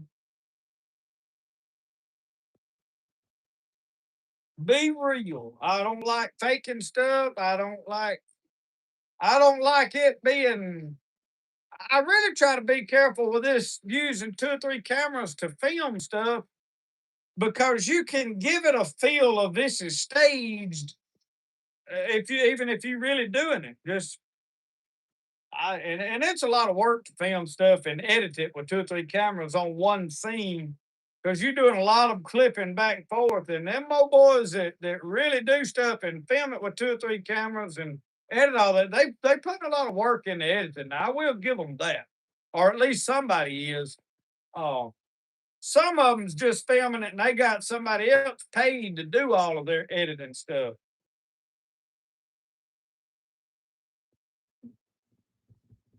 Tommy Norsworthy, we were discussing this. You know, in Florida, they don't have land taxes, I hear. Some of you from Florida, answer me, is this right or wrong? Do y'all done with land tax? Because they say that Mississippi is pushing, and by 2027, that we could be exempt from land taxes here in Mississippi. That is a huge win for us if it's true. Not just in the money that we'll save every year, but if we ever go to a grid down situation, you know, the apocalyptic situation, to where we don't have money, can't work, buy, sell, trade, all this kind of stuff, mark of the beast type situation, whatever. Well, the way they're going to get rid of you and get you off your land and take your place is because you won't be able to pay the taxes on it. Well, if they do away with land taxes, man, that's a huge win. So is Florida tax exempt on land taxes? Can somebody confirm or deny this? Because I don't know. I heard that and I'm not sure.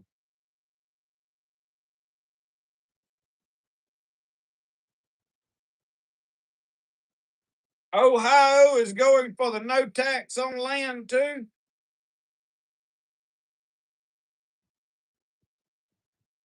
David Russian said he paid land taxes on 5 acres in Florida. Yeah. So y'all are still paying land taxes. Yeah, old Marcel wanted one of them knee-high belly watchers is what Marcel was after in that beard joint. Yeah.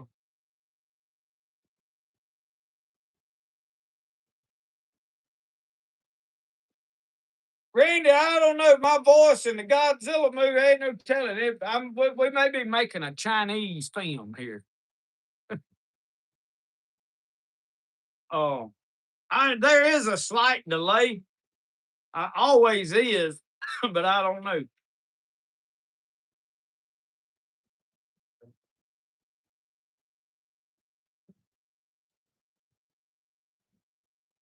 Uncle Sasquatch said he may have to get him a bikini for the fancy chicken. There you go.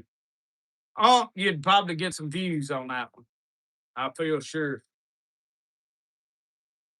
Rhonda, I said they would get the money, and I think what they do is their plan is to go up on like the tags and stuff, which I'm okay with.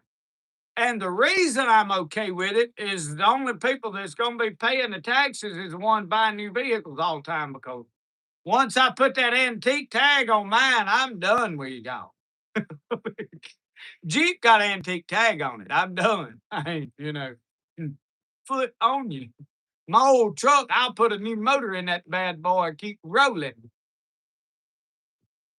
What was that, Cedric the Entertainer, where he said I'd just be rolling? Oh, Lord.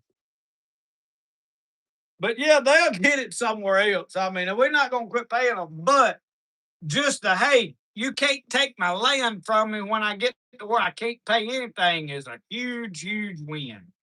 Bear that in mind. That is majorly big for us. If we can ever get it to where, hey, they're not going to take my land that I'm sitting on when I can't make no money and do nothing else.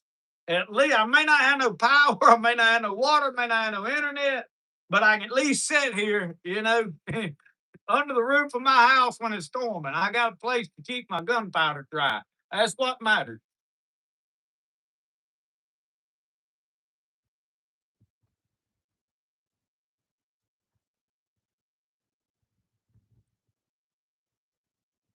Randy Beeson said the Senate is trying to get it passed. I think it's seniors are going to start and then phase into everybody else. That makes sense. Does make sense. Yeah, Rhonda, that's the way it should have been to start with. I agree with that. I think hunting and fishing license should be done away with. We shouldn't have to buy a hunting and fishing license. Uh, I do think you should have to take a hunter's ed course and some basic stuff because of all the people moving into our country that would get licensed. Uh, maybe a one-time license. In other words, let's go take this and buy a one-time license to hunt because as a way of knowing who's hunting and fishing and having a number and know who you're dealing with when you write tickets and such as that. But not a hey, we're gonna buy $150 worth of license every year. That's crazy. And I know a lot of y'all not paying $150, but I am. I buy a trapping license, I buy duck stamps, turkey stamps now. Uh, Saltwater, freshwater fishing. I mean, I buy everything. WMA user permits. I mean, I have to pay an extra permit to use government land that I should be getting to use, my land anyway. Aggravating.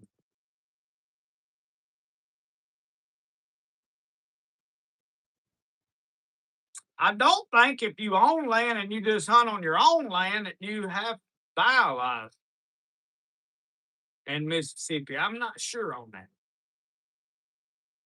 They was arguing about it one day, and I can't remember now what I went and read on it because I usually go back and read the law, but I really wasn't interested in that because I had a license and I don't really hunt on my own land much.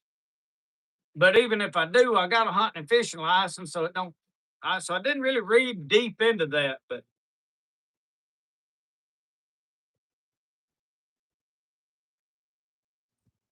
Lily Wells, y'all got storms rolling in. Where are you at?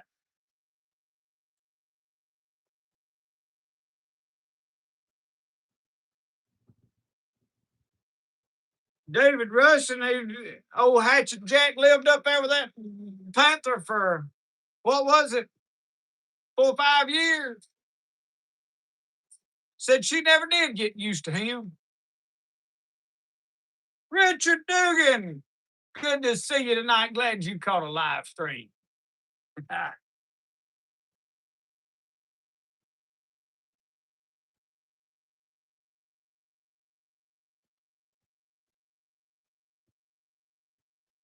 Oh, Dave, I missed that. He said Florida has no income tax. So they rely on the property taxes to make up for that. Hmm.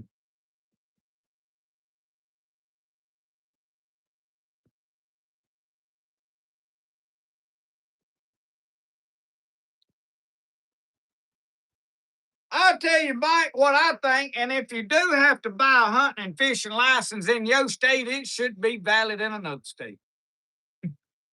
If I got a valid Mississippi hunting and fishing license, I ought to be able to go right on over into Alabama and use it just to say. We in the same country, ain't we? I mean, but I get it. I mean, it's all about money. Money, money, money. But that's just the way of the world.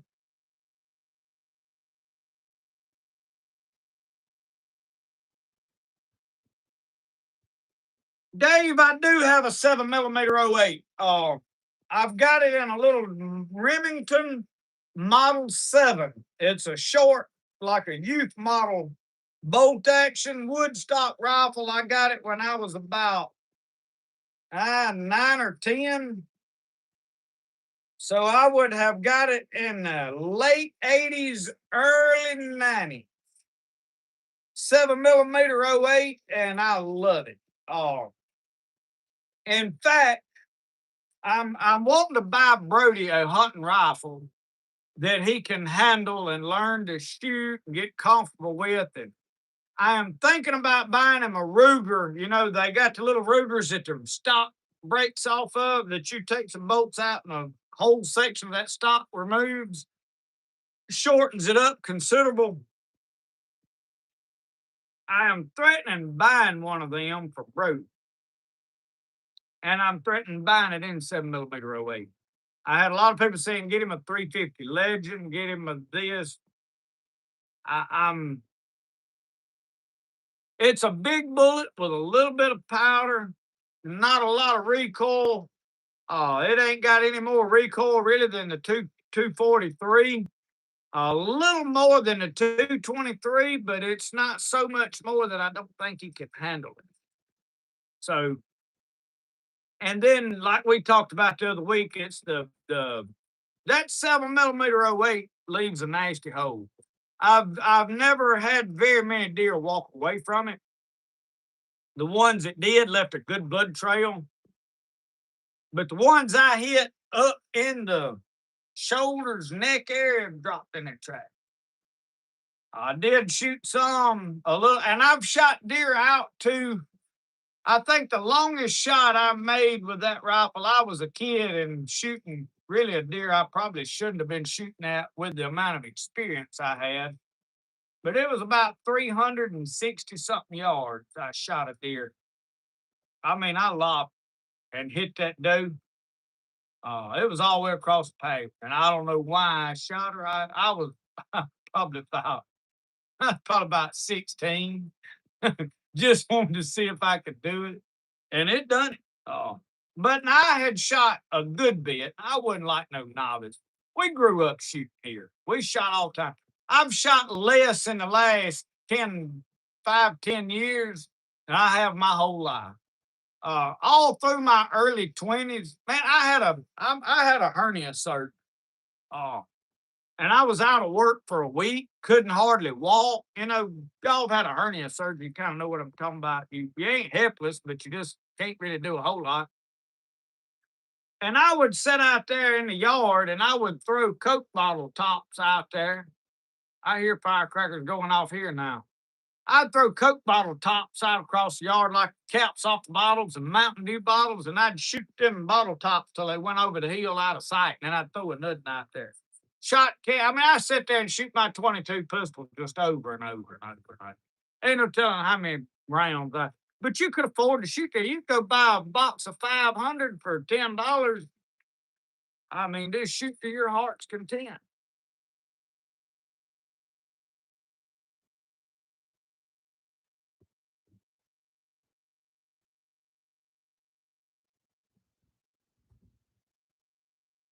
50 miles north of Pigeon Forge, Cherokee Lake. You up there? Hey, I need to come up there and go to Bear Meets Beaver, Bear Meets Indian Den. Uh, I want to get some of his buckskin and I want to make me a new jacket that I can wear in my knife shop that ain't real thick, heavy. Light jacket. Fringe buckskin, but I want to make it. I've been gonna do it, but I hadn't made one out of my buckskin because really mine's been too still. Sharon Davis, you did make you some plantain salve. You will not regret that. That is some wonderful stuff. I used plantain salve this week on my toe, and that reminds me, I've got to go take another antibiotics before I settle in for the night. Oh Lord, we have done been at this 2 hours, y'all. Y'all hear them firecrackers going on? They getting torqued up.